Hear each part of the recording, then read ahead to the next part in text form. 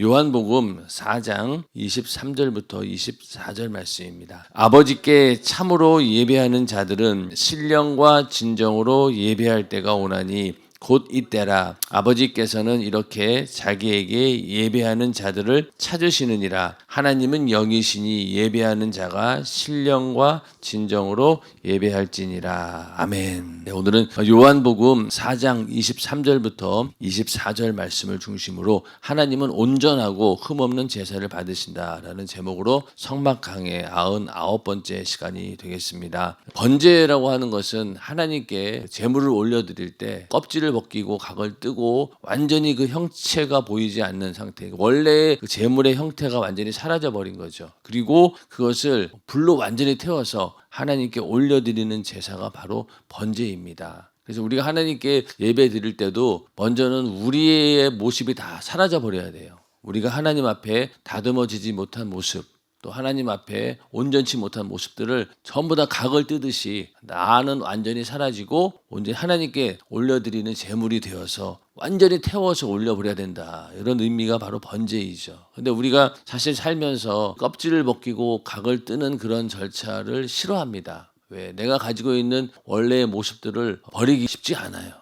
내가 가지고 있는 습관들이라든가 또 내가 가지고 있는 기존의 사고방식이라든가 이런 것들을 버리지 못하고 계속 그걸 가지고 하나님과 관계를 하다 보면은 항상 그것이 걸림돌이 됩니다. 그런데 나를 완전히 비우고 마치 껍질을 벗기고 각을 뜨듯이 내 형태가 없는 거예요. 나라고 하는 그런 존재가 다 사라진 상태에서 하나님께 올려드리는 그런 모습으로 우리가 충성도 해야 되고 하는데, 그렇지 않고 여전히 내 안에 고집이 남아있고 또 내 안에 또 불필요한 그런 생각들이 남아있고 그러다 보면은 하나님께 온전한 예배자로서의 삶을 살아갈 수가 없다는 겁니다. 그래서 우리가 신앙생활 하면서 다른 건 몰라도 이렇게 나를 완전히 내려놓을 수 있는 그런 믿음이 있어야 됩니다. 근데 이게 참 쉽지 않아요.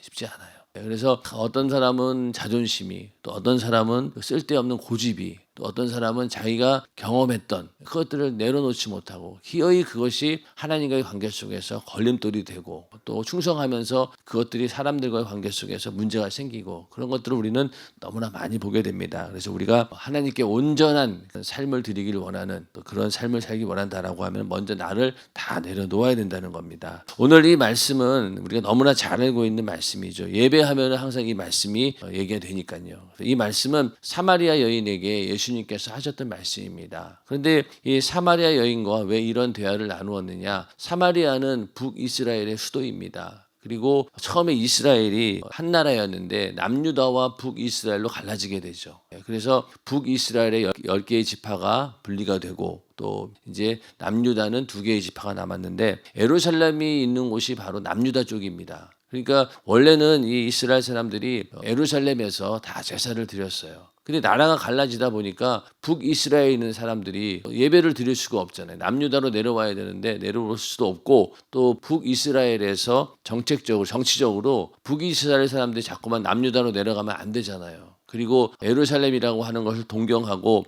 그곳에 성전이 있다라고 하는 그런 마음을 없애기 위해서 북이스라엘에도 이렇게 하나님께 예배 드릴 수 있는 장소를 만든 거예요. 근데 그게 산에다가 이제 여러 군데를 만들어 놓은 거죠. 그러면서 너희가 굳이 예루살렘으로 가지 않아도 여기서 제사를 드려도 하나님이 받으신다라는 그런 생각을 계속 이제 주입을 한 거예요. 그러다 보니까 북이스라엘 사람들은 그래, 예루살렘에 꼭 장소가 중요한 게 아니지, 내가 하나님께 어디에 있든 간에 예배드리면 되지, 이런 심정을 가지고 북이스라엘에서 이제 정해진 장소에서 제사를 드렸습니다. 그런데 그렇게 원래의 초심을 잃지 않으면 좋은데 이게 점점 시간이 지나면서 변질되어 버리는 거예요. 그러다 보니 북이스라엘에 있는 사람들이 예배를 드린다라고 하지만은 그 예배가, 제사가 점점 타락이 되었고, 그렇게 하다 보니까 북이스라엘에 있는 그 제사가 많이 무너지게 되었던 것이죠. 그래서 우리가 그 이스라엘의 역사를 보면은요, 북이스라엘은 굉장히 정치적으로 혼란스럽습니다. 왕도 엄청 많이 바뀌고, 또 왕이 바뀌는 것도 그냥 반역에 의해서, 모함에 의해서 막 서로 막 정치적인 그 투쟁을 통해서 그렇게 해서 막 정권이 교체되고 막 이런 것들이 너무나 많아요. 그게 왜 그러냐면 하나님께 온전한 제사가 이루어지지 않고 또 하나님께서 세우신 그런 정통성이 없다 보니까 계속 그런 일들이 벌어지는 겁니다. 그러다 보니 제사가 북이스라엘 사람들과 남유다 사람들과 나눠진 거예요. 그러니까 북이스라엘 사람들은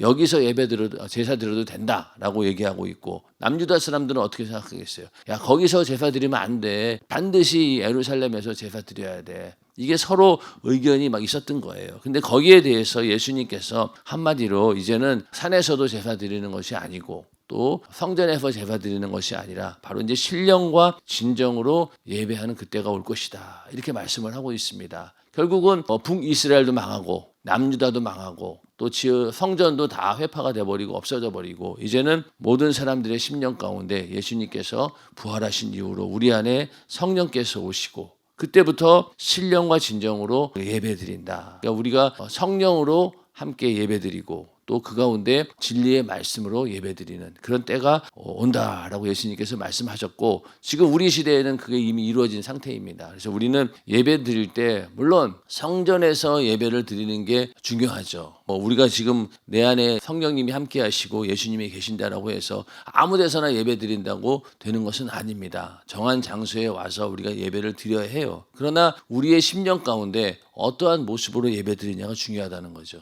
바로 내 안에 계신 성령과 함께, 또 우리가 이 예배 드릴 때마다 진리의 말씀이 선포가 되잖아요. 예배에는 항상 말씀이 있습니다. 그래서 그 말씀을 듣기 위해서 우리는 성전에 모여서 예배는 드립니다. 그러나 이 성전 자체가 중요한 것이 아니라 바로 예배 드리는 우리의 온전한 모습이 중요하다. 그래서 지금 이 신령과 진정으로 예배하라라고 하는 그 말은 이제는 더 우리가 하나님 앞에 온전한 모습으로 예배 드릴 수 있다는 겁니다. 그전에는 형식적이고 겉에 보이는 것들이 중요시했다면 이제는 내 안에 과연 성령을 모시고 또 하나님 말씀을 절대적으로 지지하면서 우리가 예배를 드리고 있느냐, 그런 면에서 우리가 온전한 예배가 어떤 것인지 알아야 된다는 얘기입니다. 자, 그래서 오늘 번제에 관한 말씀을 좀 해보도록 하겠습니다. 번제는 히브리어로 오라라고 합니다. 올라간다, 오른다라는 뜻입니다. 희생 제물로 드린 가축이나 날짐승 등 전부를 제단에서 불태워 하나도 남김없이 하나님께만 올려드린다는 의미입니다. 성경에는 온전한 번제, 하나님께 모조리 다 태워드린다라는 말이 나옵니다. 주의 법도를 야곱에게, 주의 율법을 이스라엘에게 가르치며 주 앞에 분향하고 온전한 번제를 주의 단 위에 드리리로다. 신명기 33장 10절 말씀이 있고요. 그때 주께서 의로운 제사와 번제와 온전한 번제를 기뻐하시리니 저희가 스스로 주의 단에 드리리이다. 이렇게 온전한 번제를 이야기하고 있습니다. 특히 여기 시편 51편 19절, 여기 시편 51편은 어떤 부분입니까? 바로 다윗이 우리아의 아내를 범하는 그 범죄를 저지르고 나서 회개하는 그런 장면이 나오는 부분이 바로 시편 51편인데 51편 17절에 보면은 하나님이 구하시는 제사는 상한 심령이라, 하나님이여 상하고 통회하는 마음을 주께서 멸시치 아니하시리이다. 이런 고백이 앞으로 나옵니다. 그러니까 하나님께서 정말 원하시는 것은요, 형식적인 그런 모습이 형식적인 제사가 아니라 그 안에 있는 상한 심령을 가지고 나오라는 거죠. 다윗은 왕이었습니다. 그 당시 최고의 권력을 가진 자였어요. 그러니까 자기가 그런 지은 죄쯤은 충분히 가릴 수 있죠. 요즘에 우리나라에도 보면은 권력이라고 하는 것 때문에 막 죄를 그냥 다 감출 수 있고 또 죄를 막 어떻게든 무산시킬 수 있는 그런 능력이 있다라고 하는 것처럼 보여지는데, 이 당시 왕은 더했죠. 왕은 더했습니다. 다 감출 수 있었어요. 그런데 하나님 앞에는 그걸 감출 수가 없었던 거죠. 그러니까 결국은 다윗 입장에서는 하나님이 원하시는 것은 이렇게 형식적인 제사나 내가 회개합니다라고 했지만은 그 가운데 상한 심령이 없었던 거예요. 어떻게든 그 죄를 감추려고 했던 그런 것만 있었던 것이죠. 그러니까 이 상한 심령을 가지고 나오라고 하니까 그때부터 다윗은 진정한 회개를 하게 됩니다. 그런 것처럼 예배를 드릴 때 이 온전한 번제를 드린다라고 하는 것은요, 이렇게 상한 심령, 진정성 있는 회개와 또 그런 마음을 가지고 우리가 하나님께 나와야 된다는 겁니다. 그게 바로 온전히 하나님께 올려드리는 번제가 된다, 이렇게 말씀하고 있고, 또 이 제사를 드리기 위해서는요, 제물을 드려야 되는데 이 제물이 흠없는 제물을 드려야 된다. 그래서 성막에서 지내는 제사에는 반드시 제물이 있어야 합니다. 제물은 피 흘리기 위해서 꼭 필요합니다. 피 흘림이 없이는 죄를 사함 받을 수 없기 때문입니다. 그래서 피라고 하는 것은요, 이렇게 죄를 사해 준다라는 의미가 있어요. 그래서 이 피 흘림이 없이는 죄를 사함 받을 수 없다. 그래서 성소에 있는 많은 기구들도 거기다가 피를 발라서 거룩하게 만들고, 또 항상 모든 제사에는 이렇게 피 흘리는 그런 모습이 있다는 겁니다. 그래서 죄를 범한 내가 죽어야 할 대신 짐승을 잡아 그 피로 대속해야 하기에 하나님 앞에 가져오는 제물은 반드시 살아있는 짐승이어야 합니다. 번제로 드릴 제물로는 소, 양, 염소, 비둘기 중 한 가지를 신분이나 형편에 맞게 드렸습니다. 아멘. 여기 보면은 그 번제로 드릴 제물은 소나 양이나 염소나 비둘기인데 신분이나 형편에 맞게 드렸다. 이 부분이 이제 나중에도 나오겠지만은 제사장이 자기의 죄를 사함받기 위해서 드리는 제사를 드릴 때 드리는 제물이 다르고, 또 여기 보면은 비둘기 같은 경우는 그 당시도 굉장히 형편이 어려운 사람들이 있잖아요. 가난한 사람들. 그런 사람들은 소나 양이나 염소를 드리기가 경제적으로 너무 어려운 거예요.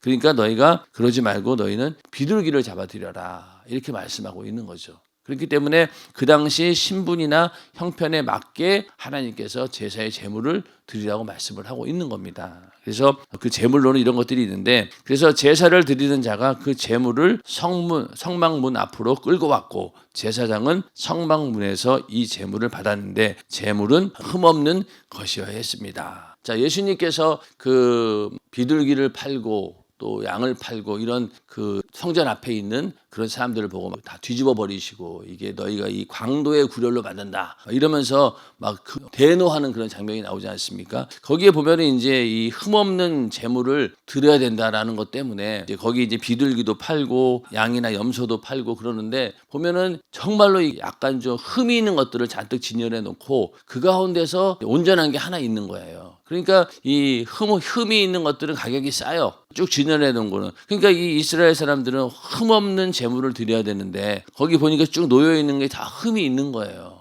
그런데 얘는 괜찮네 그랬더니 괜찮은 놈은 돈이 엄청 비싼 거예요. 그렇게 해서 폭리를 취합니다. 일부러 흠 있는 것들을 다 진열해 놓고 흠 없는 거는 굉장히 비싼 값으로 이제 불러서 그걸로 장사를 하는 그런 사람들을 놓고 예수님께서 화를 막 내신 거죠. 완전히 그 장사 속으로 이렇게 하면 안 된다. 그러니까 이 흠 없는 제물을 드려야 된다라고 하는 것 때문에 이용하는 거죠.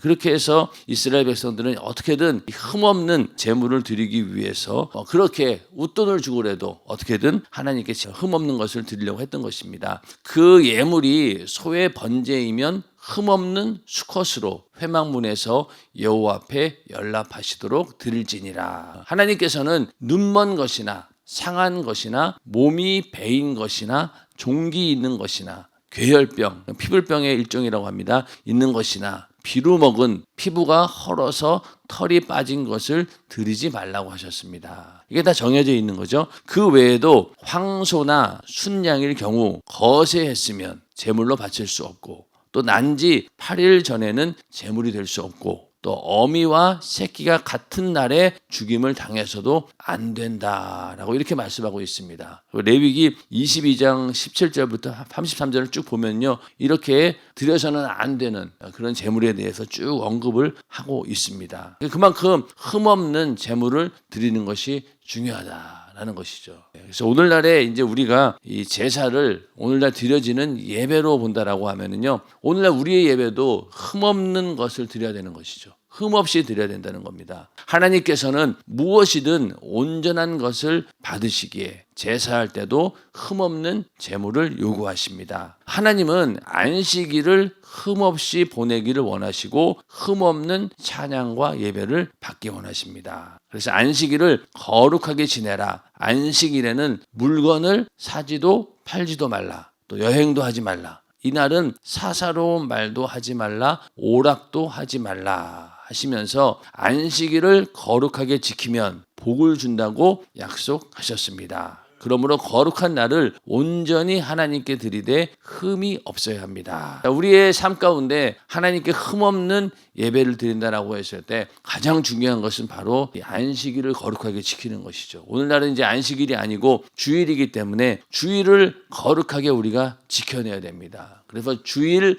성수라고 그러잖아요. 거룩하게 내가 지킨다라는 의미에서, 그래서 이 안식일에 그냥 안식일을 거룩하게 지킨다, 주일을 온전히 지킨다라고 하는 말 가운데는 이렇게 물건도 사지도 않고 팔지도 않는 그런 것들, 그리고 이날 여행 가지도 않고 또 사사로운 말도 하지 않고 오락도 하지 않는, 이만큼 철저하게 구약시대 사람들은 이 안식일을 지켰습니다. 자, 그러면 오늘날 우리는 이 구약시대 백성들보다 훨씬 더 큰 은혜를 받은 자들이죠. 우리는 이스라엘 백성들은 기껏해야 애굽의 노예 생활에서 하나님께서 그들을 구원해 주셨다라고 그런 것에 감사하는 마음으로 제사를 드린다라고 하면은 우리는 어떻습니까? 애굽이라고 하는 종살이가 아니라 지옥이라고 하는 영원한 형벌에서, 거기서 영원히 나올 수도 없는 그런 존재였는데 거기서 우리가 구원받았잖아요. 그러니 이스라엘 백성들의 감사와는 비교가 안 되는 겁니다. 그렇다고 하면은 안식일을 우리가 지키는 것도, 오늘날 우리가 주일을 지키는 것도 이 사람들보다는 더 잘 지켜야 되겠죠. 잘 지키는 건 둘째, 더 그 잘 지키는 것은 뭐 나중에 생각한다 하더라도 먼저는 이 구약시대 사람들이 했던 만큼은 해야 될 거 아니에요. 최소한. 그러면은 이 구약시대 사람들은 안식일에 물건을 사지도 않았고 팔지도 않았습니다. 여행이 뭡니까? 이날은 아무 일도 하지 않고 온전히 하나님과 관계 속에서 제사 드리고 하나님과 함께하는 그런 날이었거든요. 그러니까 오늘날 우리도 그렇게 해야 된다는 거예요. 근데 우리가 주일날 물건 사고 파는 건 아무렇지도 않게 그냥 하잖아요. 뭐 여행 가는 거 뭐 할 수 있지. 결혼식이 있으면 뭐 당연히 갈 수 있지. 이렇게 하면서 안식일에 대해서 어느 순간부터 우리가 너무 방종하고 있다는 거예요. 그런데 안식일을 거룩히 지키라고 하는 것은요, 10계명 중에 하나잖아요. 엄청나게 중요한 거고 이건 변하지 않는 계명이에요. 그런데도 오늘날 다른 계명은 우상 숭배하는 건 절대 안 된다라고 하면서도 이 안식일, 주일 지키는 거에 대해서는 너무나 이게 뭐라고 해야 하나요? 방종하고 있는 거죠. 이거 다 된다. 괜찮아. 우리는 진리 안에서 자유하니까. 이런 식으로 다 용납해버리는 거예요. 근데 만약에 우리가 이 주일 성수를 정말로 이 이스라엘 백성들처럼 철저히 지킨다라고 하면은요, 주일날 예배하는데 빠지는 사람이 없을 거예요. 일단은 예배하는 자리에 다 나옵니다. 그리고 예배도 그냥 오전 예배만 드리고 가겠습니까? 하루 종일 온전히 하나님께 올려드리는 날이 바로 주일인데, 그러니까 하루 종일 예배드리고 찬양하고 기도하고 전도하고 이렇게 해서 하루를 온전히 보내야 되는 것이 정상이라는 겁니다. 그래서 우리 연세중앙교회는 감사하게도 개척 때부터 안식일에 물건을 사지도 않고 팔지도 않는, 이거는 그냥 성도들에게 그냥 몸에 배어 있어요. 그런데 나중에 오신 분들이 이게 되게 힘들다는 거예요. 그래서 가만히 생각해 보면은요, 이게 힘든 일이 아니에요. 조금만 습관화되면은요, 전혀 문제가 되지 않습니다. 오히려 이런 계명은 더 쉬워요. 서로 사랑하라 이런 게 더 어렵지, 이 안식일날 물건 안 사고 안 파는 거 이건 너무 쉽습니다. 그런데 이런 것조차 우리는 지키려고 하지 않죠. 충분히 지킬 수 있는데. 그래서 많은 사람들이 우리 연세중앙교회 주일날 물건도 안 사고 그러면 저 많은 성도들이 밥을 어떻게 먹냐 이렇게 걱정하는 분들이 있더라고요. 그러니까 생각해 보세요. 우리 궁동 성전이 이제 처음에 궁동에 딱 들어올 때 그 주변에 있는 상가들이 굉장히 좋아했어요. 큰 교회가 들어오니까 여기 이제 장사 잘 되겠구나 이제 그러고 기대하고 있었는데 주일날 딱 되니까 아무도 사 먹는 사람도 없는 거예요. 얼마나 놀랬겠어요. 그런데 만약에 그렇지 않고 주일날 그냥 물건 살 수 있다라고 하면 아마 그 동네에 장사 잘 됐을 거예요. 주일날 그냥 뭐 치킨 시켜 먹고 피자 시켜 먹고 또 주변에 있는 상가가 아마 엄청 활성화됐을 거예요. 근데 그냥 조용해요. 그러니까 그 주변 사람들이, 그 지역 사람들이 엄청 우리 교회를 그때부터 싫어하는 그런 게 있더라고요. 상인들이. 그리고 지금도 보면은 어느 대형 교회 앞에 있는 빵집이 전국 최고 매출이라고 그러더라고요. 그 정도로 이 교인들이 많이 사 먹는 거예요. 근데 우리는 그게 안 되다 보니까, 그러니까 사람들은 야, 그렇게 해서 어떻게 교회가 부흥되겠느냐 라고 했지만 결론은 어떻습니까? 부흥됐잖아요. 그리고 점심 먹는 거 밥을 주지도 않아요. 예전에는 이제 성도들이 얼마 없을 때는 교회에서 중식을 제공했어요. 모든 성도들한테. 근데 지금은 그렇지도 않고 새가족들에게만 줍니다. 그런데도 교회는 부흥됩니다. 그게 왜 그럴까요? 바로 하나님 말씀대로 내가 온전히 예배를 드리려고 하고 하나님 말씀을 절대적으로 지키려고 하는 그런 믿음 앞에 하나님께서는 반드시 역사하신다는 거예요. 그러니까 우리 연세중앙교회가 지금까지 주일날 물건도 사지도 않고 팔지도 않고 이걸 철저히 지켰더니 하나님께서 오히려 더 크게 부흥시켜 주신 겁니다. 그래서 이런 계명이 절대로 어려운 게 아니에요.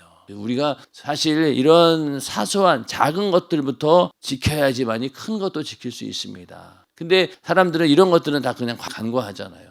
주일날 내 멋대로 살아도 전혀 문제가 되지 않는 것처럼 살지만은 주일날 하루 종일 하나님께 온전히 드리는 것이 정말로 복 중의 복입니다. 인정하시면 아멘 하시기 바랍니다. 그래서 예전에 저도 청년 때 그 연희동 망원동 때 보면은 아침 일찍 나왔어요. 왜냐하면 그 성가대 찬양대 하기 위해서 그때는 청년들이 대부분 또 찬양대 다 했거든요. 그러니까 지금처럼 동탄 연세중앙교회처럼 한 사람이 여러 개 했어요. 찬양대도 하고 청년의 임원도 하고 뭐 또 다른 것도 하고 그냥 다 했으니까. 그러니까 아침 새벽 일찍 나와서 찬양대 연습하고 또 찬양하고 예배드리고 또 뭐 청년의 모임 갖고 또 예배드리고. 그리고 그때는 뭐 예배가 저녁 예배가 한 7시 반쯤에 시작했나? 그래가지고 한 10시쯤 끝나요. 그러고 나서 잠깐 또 회의하고 또 한 11시 반쯤에 또 철야가 들어갑니다. 그러면 한 철야 들어가고 한 2시나 3시까지 있는 거예요. 그러니까 아침 새벽부터 다음날 새벽까지 거의 막 하루가 그냥 온전히 교회만 있었던 거죠. 그렇게 청년의 때를 이제 오랫동안 보내다 보니까 뭐 주일날 뭐 물건 안 사는 건 당연한 거고 딴 데 갈 생각한 적도 없고 그러니 연세중앙교회 저도 한 30 몇 년 있었지만은 뭐 여름에 우리 교회에서 뭐 휴가 간다? 이건 뭐 생각해 보지도 못했어요. 가본 적도 없고 그렇게 살았지만은 결국 그것이 나중에 세월이 지난 거 보면은 아 내가 왜 그렇게 살았을까 후회가 아니라 오히려 감사해요. 안 그러고 그냥 대충 살았으면은 얼마나 후회가 막심하겠어요. 또 우리가 하나님의 심판대 앞에 갔을 때 충분히 그렇게 내가 온전히 하나님께 예배드리는 주일 성수할 수 있었음에도 불구하고 안 했다라고 우리가 심판받으면 어떡하겠어요. 그러니까 우리는 육신의 때 지금 있는 동안에 어떻게든 하나님 말씀대로 우리가 살아야 됩니다. 온전히 하나님께 예배드리고 주일 성수하고 또 11조 잘 내고 하라는 거 잘하면 되는 거예요. 근데 보면은 그거 안 하려고 그냥 별의별 방법을 다 동원합니다. 요즘에는 그 주일 성수는 뭐 둘째치고 11조 어떻게든 안 내보려고 막 이런 사람들이 11조를 뭐 내야 되냐 안 내야 되냐 계속 이렇게 화제를 만들어서 사람들로 하여금 결론은 뭐예요? 아 11조 안 내도 되네. 어떤 사람은 예물도 마음에 자원하는 마음으로 내야지 억지로 내면 되겠느냐. 물론 맞아요. 그러나 억지로라도 낼 수 있으면 내야죠. 주정헌금도 마찬가지잖아요. 주정헌금도 우리가 그 취지가 뭡니까? 매주일마다 그냥 그때그때 형편에 따라서 주머니 사정 봐가면서 드리는 거 하고 딱 정해놓고 1년에 처음에 정해놓고 거기에 맞춰서 우리가 계속 하나님께 드릴 때 그 예물이 더 가치 있는 것이죠. 변하지 않아요. 우리는 변해요. 인간은. 그러나 내가 하나님께 약속한 것은 변하지 않는다는 거예요. 거기에 맞추는 거죠, 우리가. 그러다 보면은 힘들고 어려울 때도 있지만은 결국 나중에 가서 한 해가 지나고 나서 그 주정헌금 봉투에 도장이 다 찍혀 있으면 어때요? 굉장히 기분이 좋아요. 그건 아마 경험해 본 사람만 아는 거죠. 근데 그게 비어 있어. 다 못 드리면 어때요? 1년 내내 이게 마음이 편하지 않아요. 기어이 다 드리고 말죠. 그게 바로 하나님과 관계에서 이렇게 온전히 우리를 드리는 겁니다. 자, 그래서 무엇보다 하나님께 드리는 예배 시간만큼은 흠없이 온전하게 드려야 합니다. 담임 목사님께서는 늘 강조하는 부분이죠. 예를 들어 주일 예배가 11시에 시작인데 5분이 지나서 성전에 오거나 예배 끝나는 시각이 12시 40분인데 5분 전에 미리 예배 드리는 장소를 떠났다면 그것은 온전하지 않습니다. 자, 시작하기 늦게 오는 것도 문제가 되지만은 딱 끝났는데 그 전에 막 간 거예요. 차 빼야 된다 그러고 다른 사람들 막 나오기 전에 화장실 가려고 이제 일찍 나오는 경우가 있잖아요. 그러니까 그러다 보니까 이게 흠이 생기는 거예요. 흠이 생기는 거예요. 그러니까 예배 마쳤습니다라고 할 때까지 움직이지도 말라고 하잖아요. 근데 지금 마음이 급한 사람들은 빨리 화장실도 가야 되고 또 내가 먼저 가가지고 차도 빨리 빼고 그래야 되는데 그런 것 때문에 사람들이 먼저 막 나가버리는 거죠. 그러면 안 된다는 겁니다. 흠이 생긴다는 거죠. 그리고 또 예배 시간에 졸거나 멍하니 딴 생각을 해도 이미 흠이 생기는 겁니다. 이건 참 이게 참 이렇게 될 흠이 이것도 다 흠이라는 거예요. 또 하나님 앞에 바싹 태워서 없어져야 할 재물이라면 제자리에서 삼가 근신하며 하나님만 겨냥해야 합니다. 자, 재물 드리는데 재물이 움직이면 되겠습니까? 아 뜨거워 그래가지고 도망가 버리면 재물이 되겠냐고요. 재물은 일단은 올려질 때 이미 각이 띄어져 가지고 이미 다 죽은 상태로 올려져 있기 때문에, 그런데 만약에 각을 안 뜨고 산채로 그냥 올렸다가는 막 뜨겁다고 이 재물이 살아가지고 도망갈 수도 있을 거예요. 그런 것처럼 만약에 우리도 하나님께 올려드리는 재물이라고 하면은요, 그냥 꼼짝없이 있어야 되는 거죠. 그냥 있어야 되는데 내가 살아있으면 안 된다는 겁니다. 그러면 제자리에서 삼가 근신하며 하나님만 겨냥하라는 거예요. 시정일관 하나님이 지켜보고 계신다는 생각으로 예배드려야 온전한 예배가 됩니다. 교회에 오는 순간부터 나의 생각과 마음을 어느 것에도 빼앗기지 말고 오직 하나님만 겨냥하여 온전히 올려드려야 하는 것입니다. 이게 바로 이제 온전한 의미죠. 그래서 우리의 모든 것을 다 동원해서 예배에 집중해야 되는데, 이걸 방해하는 악한 마귀 역사가 너무나 세니까 예배 드리는 게 참 방해하는 역사가 너무 많아요. 그래서 특히 이제 조는 문제는 피곤해가지고 너무 피곤해서 조는 사람도 있어요. 근데 이상하게도 잠도 많이 잤는데 꼭 예배 시간만 되면은 그냥 졸음이 쏟아지는 거예요. 이거 완전 이 마귀 역사입니다. 한마디로 얘기해서. 그거는 참 이게 제어가 안 돼요. 나 눈 뜨고 이 예배 잘 드려야지 마음 먹어도 눈이 막 내려가잖아요. 그럴 때는 참 난감합니다. 이럴 때는 어떻게 해서든지 그걸 빠져나와야 돼요. 거기에서 계속 빠져나오지 못하면은요, 이게 참 말씀을 못 들으니까, 그리고 예배가 흠이 나니까 안 되는 거죠. 그래서 이럴 때는 정말로 막 금식을 해서라도 그 자리에서 벗어나야 된다는 겁니다. 그렇게 해서 흠없는 예배를 우리가 드려야 되고, 또 하나님께 올려드리는 예물도 마찬가지죠. 예물도 하나님께 드릴 예물도 온전해야 합니다. 하나님께 예물을 작정해 놓고 1년 내내 한 번도 안 내는 사람이 있습니다. 이러면 안 된다는 거죠. 그리고 작정한 주정헌금, 차량헌금, 선교헌금, 감사헌금, 소속기관 예배 등을 내지 않는 것도 하나님과 관계에 흠을 내는 일입니다. 이 모든 것들이 자기가 자원해서 작정하는 거예요. 억지로 해서는 안 돼요. 억지로 해서는 하나님이 받지도 않을 뿐더러 먼저는 자원하는 마음으로 준비를 하는 거예요. 그러니까 헌금에 대해서는 억지로 내라고 하는데 억지로 내면 안 되죠. 자원하는 마음으로 드려야 돼요. 근데 문제는 뭐냐면은 내가 그렇게 드리겠다라고 해놓고 안 내는 게 문제라는 거죠. 그래서 절대로 흠을 내서는 안 된다. 그래서 하나님께서는 제사가 아무리 거창하고 훌륭해 보여도 온전히 바치지 못한 예물을 경계하라 말씀하십니다. 성경에는 구약시대 아브라함이 하나님께 제사할 때 작은 새 한 마리를 쪼개지 않아서 후손이 애굽에 들어가 430년 동안 종살이를 했다고 기록하고 있습니다. 애써서 준비하고도 법대로 온전히 드리지 못할 때 그 결과는 이렇게 무섭습니다. 우리는 하나님께 온전히 예배하는 사람이 되어야 합니다. 아멘. 그래서 이렇게 어떻게 보면은 사소한 부분이라고 말할 수도 있을 거예요. 그러나 이런 것들을 하나하나 철저히 지켜야지만이 우리의 삶 자체를 하나님께 올려드릴 수 있는 거예요. 우리의 육체를 하나님께 올려드리는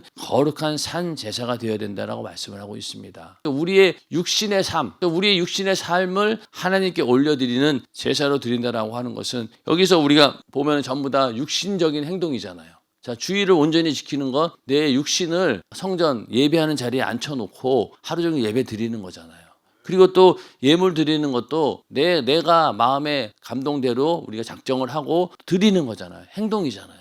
그렇게 해서 우리의 행위를 통해서 하나님께 온전히 예배를 올려드리는 겁니다. 그게 바로 거룩한 산 제사, 영적인 예배가 되는 거죠. 우리의 삶 자체가. 근데 이런 것들은 다 무시하고 그냥 마음만 하나님께 드리면 되지, 이건 아니죠. 그건 아닙니다. 인간과의 관계 속에도 그렇잖아요. 암만 마음으로만 그 사람을 좋아하고 그럼 뭐예요? 뭔가 행동으로 나타나야 돼요. 행동으로 나타나야 되는 거죠. 그래서 부부간에도 내가 당신을 사랑합니다 백날 얘기하면 뭐합니까? 그 가정을 지킬 수 있는 능력이 돼야 되는 거죠. 그런 것처럼 하나님과의 관계도 말로만 아무리 주님 사랑합니다 소용없어요. 이러한 신앙생활에 눈에 보이는 모습들이 그 믿음의 근거가 될 수밖에 없어요. 근데 이걸 사람들은 그냥 마음만 있으면 되지, 이렇게 오해한다는 겁니다. 우리는 절대로 그러지 말고 이렇게 눈에 보이는 하나님이 하라고 하신 거에 대해서 분명히 우리가 해야 돼요. 순종해야 됩니다. 그래야지 그 믿음이 더 빛나는 거예요. 그냥 나는 마음만 있어요, 이게 절대로 통하지 않습니다. 최소한 우리는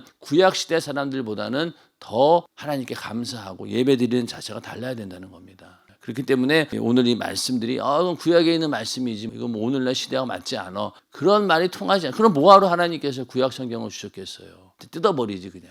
근데 그걸 주신 이유는 너희는 최소한 이 구약 시대 사람들보다 더 큰 감사와 더 큰 하나님께 예배를 드려야 된다. 그런 의미가 다 들어있다는 겁니다. 그래서 오늘 말씀처럼 우리가 하나님 말씀을 정말로 철저히 지키고자 하는 그런 마음이 있어야 돼요. 그래서 온전한 예배를 하나님께 드리는 우리 모두가 되기를 주님의 이름으로 축원합니다.